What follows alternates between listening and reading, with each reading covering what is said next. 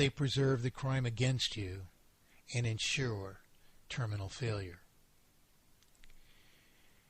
These are not matters of opinion, none of them. On the contrary, they are absolute mathematic facts. But thus the terminal consequence of this lie of economy is that the lie requires us to maintain a vital circulation by perpetually borrowing interest and principal back into circulation, with a necessary reborrowing of principal persisting in prior sums of debt and making it mathematically impossible to pay down any prior sum of debt, and with a necessary reborrowing of interest, perpetually increasing every prior sum of debt, so much as periodic interest on an ever greater sum of debt, until a terminal sum of debt exceeds a finite capacity to service debt and destroys creditworthiness to borrow further. These very conditions are our present conundrum, a most serious, irreversible, and terminal process which is only solved by a few elementary principles of what we call mathematically perfected economy.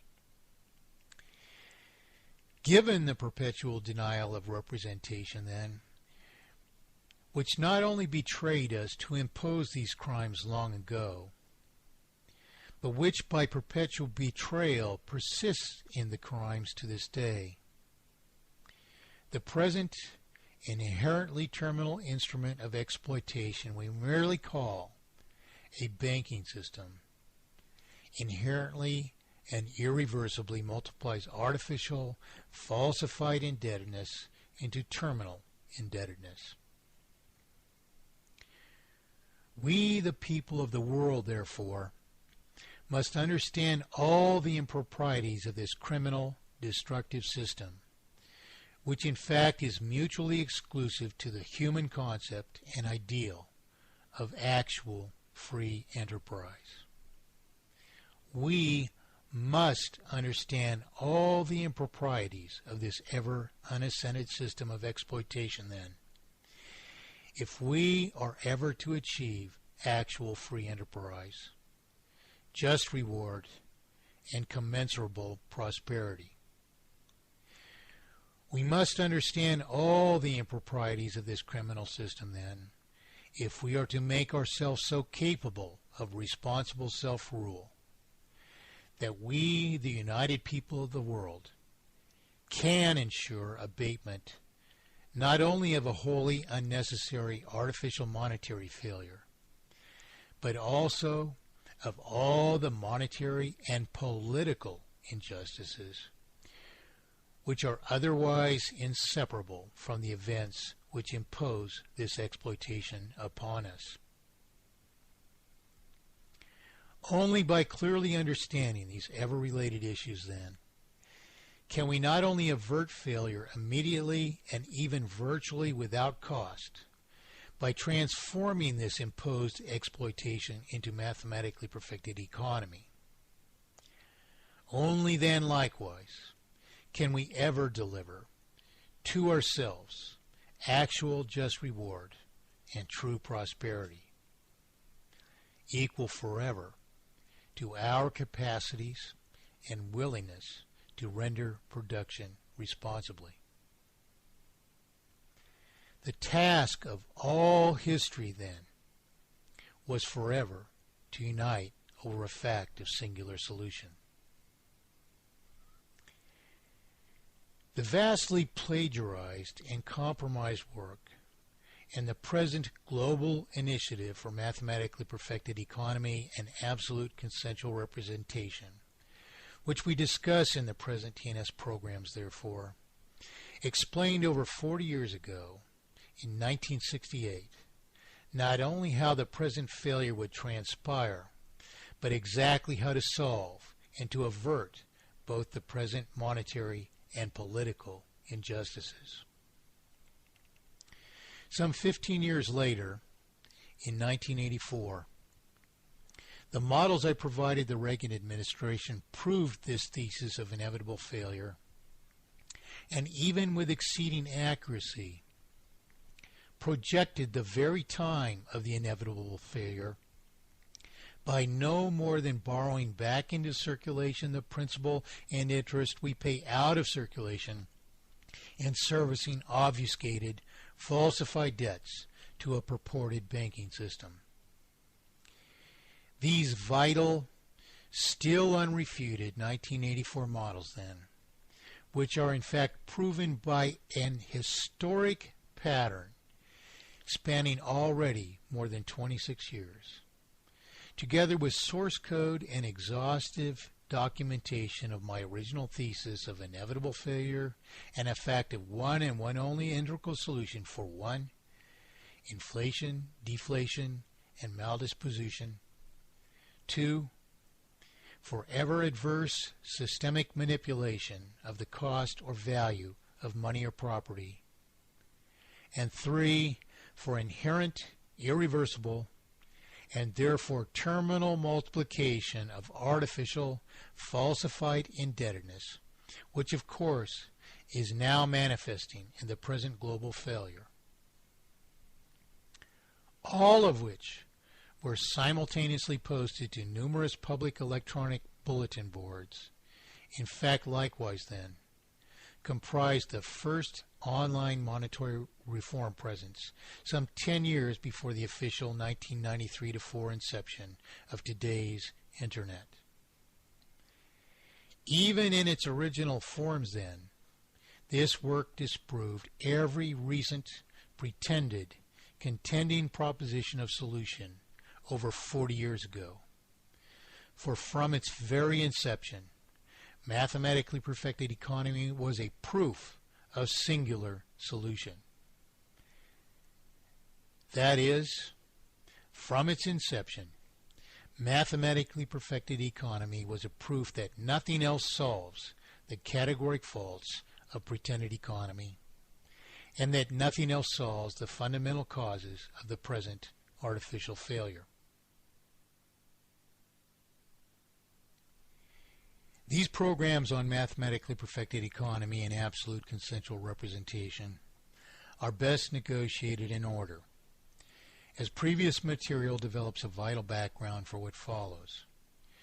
Links to archives of this and previous programs are available at tnsradio.com under the category Mike Montagne and through the domain perfectedeconomy.org. Respondents can sign national instances of a worldwide mandate for mathematically perfected economy and absolute consensual representation at perfectedeconomy.org.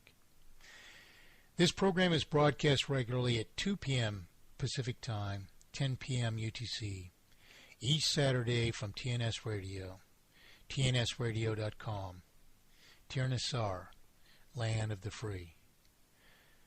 Original material copyright and trademarked by Mike Montagne. All rights reserved. In this week's program, Jack Schot of the European Central Bank's web presence and I are going to sit in again on another meeting of the Icelandic Financial Reform Initiative, IFRI. And I think we kind of agree that we want to, get more radical, to bring in a totally new system, and so we're always puzzled, what is the best strategy, and that's as always the issue, what to focus on to start to get things moving. Yes, I of course planned for this for many years. The thing I think is important, we've covered most of the bases already, and in that we need to understand that that there is in fact one solution, that is one and one only thing solves inflation and deflation. One and one only thing solves systemic manipulation of the cost or value of money and property, and one and one only thing solves inherent irreversible multiplication of artificial indebtedness by interest. understanding that, then having that general plan allows us to react properly to all the situations that arise. And so it's good to hear that you're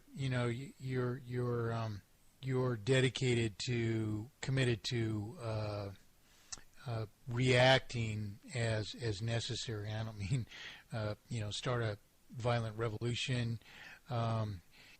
Jack says he's here now, so I guess I could try and call him again, but I hate to break our train of thought.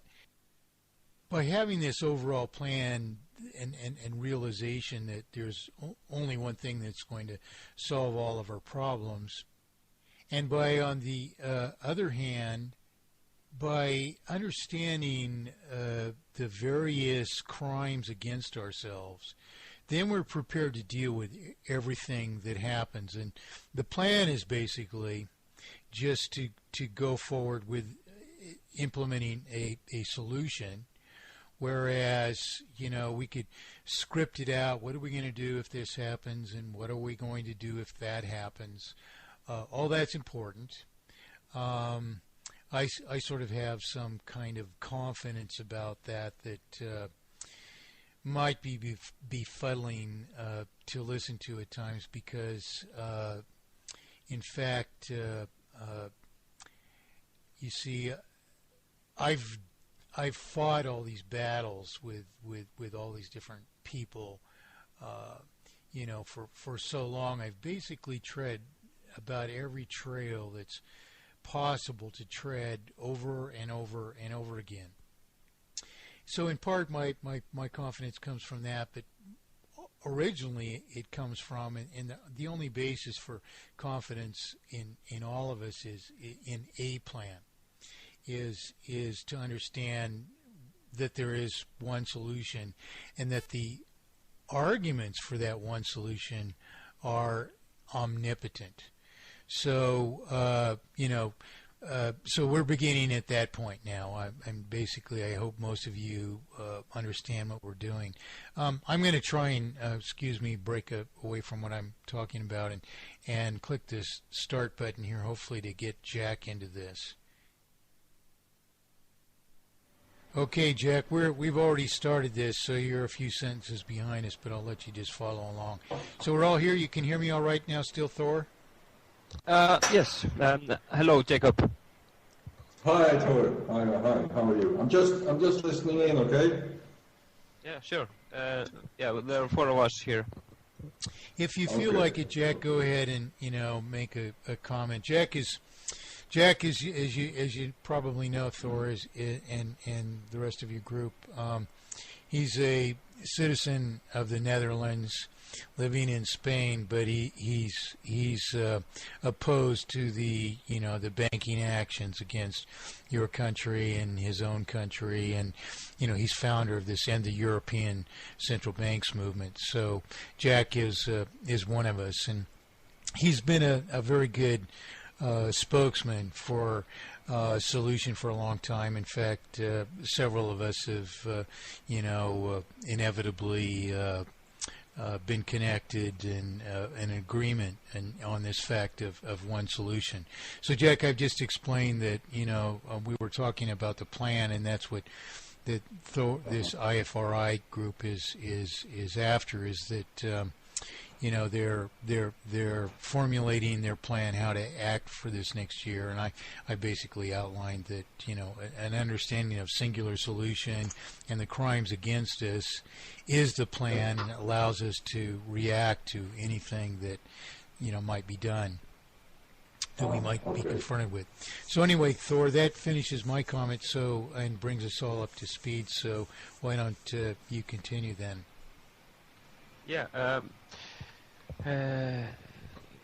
It's puzzling. Even if we know how the solution is, and we could even introduce it, but we see that would not kind of be enough. We need a strong strategy to get things moving, and we wonder about the different options we have. For example, as you mentioned before, we could try to make our own bank, and it's possible. It will take a lot of time and energy, and we could even also start to form our own companies that would, form a new model, and also there is, politics, and there are many fields, and you just wonder, how is the best strategy where